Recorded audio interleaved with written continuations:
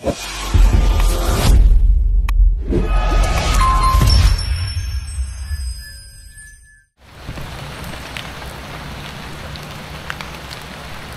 guys, ngayon lang nakaisip maligo sa dagat, umuulan pa. Yan, magandang tanghali guys. Ito, punta tayo ng San Juan, Bacon, Sorsogon at maliligo tayo sa dagat. Sakto-sakto umuulan, matarik pa ng may daan ito guys, oh. Puro palumot, oh.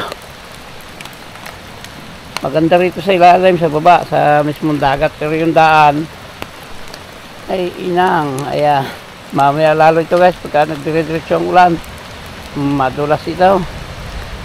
Ayan, o, yun ng dagat.